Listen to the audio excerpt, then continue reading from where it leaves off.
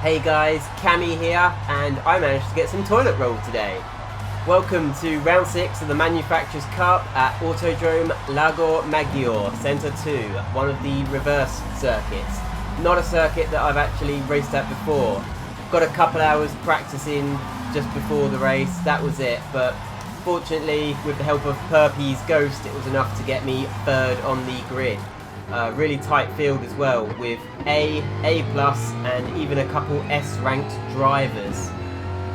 Just as well, there is a rolling start rather than a standing start, so none of us get piled up in the first corner, which is a tight hairpin left.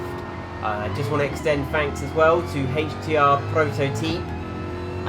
After the race I tried to save the replay but wasn't able to, as my PlayStation run out of storage space. Luckily he did save the replay and was kind enough to send it to me so I could make this video. So Prototyp, thank you very much. It's only a short circuit, as you've noticed. We're already coming around the last bend to finish the first lap, but it is a 28 lap race, which will mean pit stops. Everyone's got their own strategies. AC/DC really on the attack, a really aggressive strategy, and he's fighting for the lead with Prototyp and really treating this as if the race was only 5 laps long. I've had Fordzilla teammates sort of really hammering home the importance of looking after tyres and saving that fuel, as AC/DC just goes off the circuit entirely there. He's really pushing hard. I'm not sure how he didn't pick up a penalty, as he tries to block me but then obviously goes too shallow, too tight into that corner, and we take second place from him.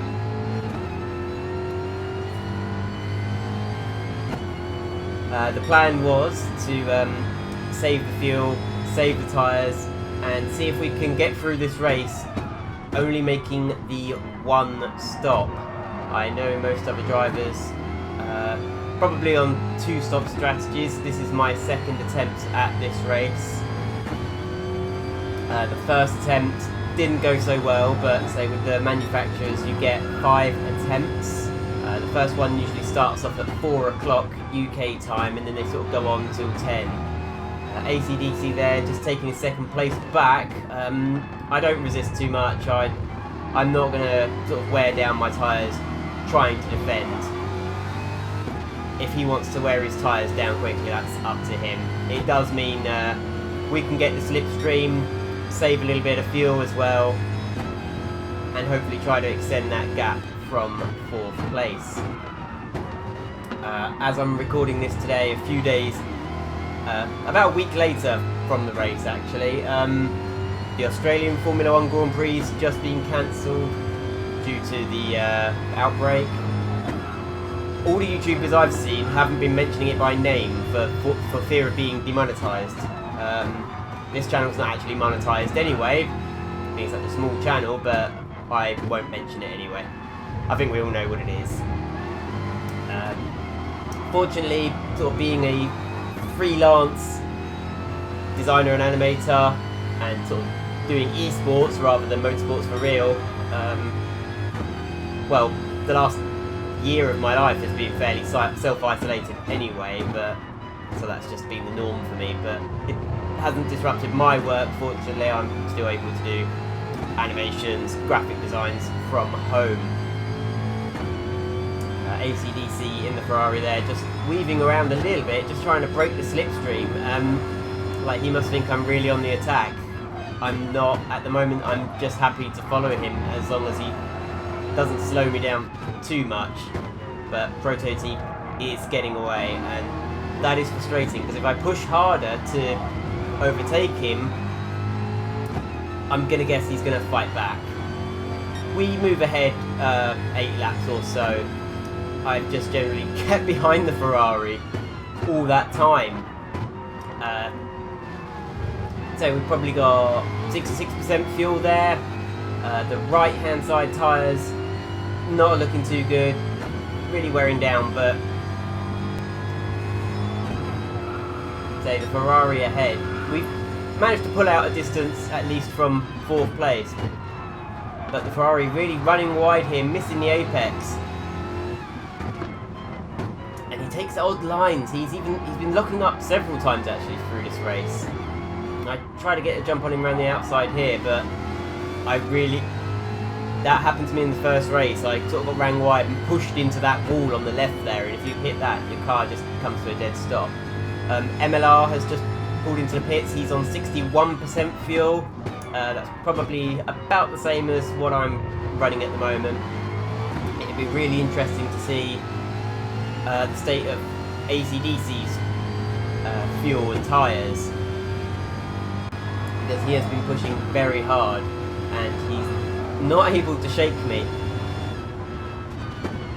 At least we've been fairly consistent, running 48-second laps, but I know I can go quicker. And ADC, oh, he's really pushing hard. He clips the grass. He nearly loses the car altogether. But say this is just holding me up as Prototyp comes into the pits. He's on 45% fuel. So lap 12, I imagine so they're all on 45. Auri's on 55, but I imagine they're on 2 stops. So we cut ahead a few laps later. I'm at 51% fuel, so even with those couple laps in hand, Junior Kook there, 31%. So in the Mustang, I've been managing to really save the fuel behind AC/DC there. Thankfully, we get out ahead of AC/DC by several places actually. I'm going to guess that his pit stop was much longer. He must have had to refuel. And I really enjoy these longer races because it's not just about getting hot laps. It's the bigger picture. It's the longer game. Looking after tyres, looking after the fuel. Yeah, I seem to excel where consistency is key. The shorter races where you can get punted off and then find yourself having to recover, those are races that I don't excel too much in. This time next week as well, hopefully we'll have the Group 4 Mustang Fordzilla livery sorted. Sort of chose this one, I think one of my teammates made it actually, as a little stopgap, just something representative. It does say Fordzilla on the front and on the rear, but this isn't the livery we would typically run with. So you would have seen typical livery sort of attached to the Group 3 Mustang. So we're making some good time, and MLR, he nearly lost the car altogether there, nearly threw away the entire race. As he just clipped that grass on the outside, much the same as AC/DC did. And he's picked up a 0.5 second penalty. I think he's just happy to still be in the race at the moment. So he's sort of out of place at the moment. He was running sort of 4th or 5th, possibly even 6th position. I think he's sort of out of place with a quick pit stop. He must have to pit again. Really good of him. He moves over to the left to serve his penalty. Cars ghost out when they're slowed down anyway, but it's always sort of good practice, good etiquette, good sportsmanship just to move over to serve the penalty. So I'm also, because AC/DC and MLR did clip that bit of grass, it's just made me all the more aware not to do it. As well as that wall there on the left, I don't want to hit that again. So we move ahead, and MLR sort of retreated back to where he was, around 7th position, as Prototyp hits the pits now. 23% fuel, I'm on about 25%, sort of foot down, really. I see his name going down the order, but unfortunately the way the pits work in Gran Turismo, you sort of get teleported to the end of the pit lane when you come out, so that sort of gave him an extra couple hundred meters. But it would have done the same for me too. But the 2-stop strategy has worked for him. It might not have worked for him had I not been held up by AC/DC actually. We've definitely caught him up, but I imagine he's now come out on softs, or possibly even very softs, though I'm not sure that was actually an option, but he's on brand new tyres now with a fairly light load of fuel, and it's unlikely I'll be able to catch him. We'll just skip ahead now, because for the next couple laps it was just a case of trying to keep up with Prototyp, but on these old tyres, it wasn't going to happen. We weren't going to get the win, but we have got a huge gap from us back to third place. Second place is safe. AC/DC has fell off the top 8 list altogether. I'm not sure where he went. I think when he sort of came out the pits and was down in 6th position, he must have got tangled up in some sort of midfield battles, but that has brought up a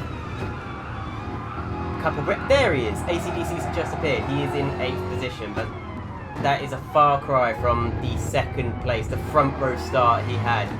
So with the fuel gauge blinking and my tyres crying enough, we finish 2nd. Really happy with that result. It's one of my first races as an A-ranked driver. The Spa-Francorchamps race I had, we were B-rank. So yeah, really pleased with that. And we will have Super Formula from Spa-Francorchamps for you next time. Thanks for watching, and I hope to see you all on the track.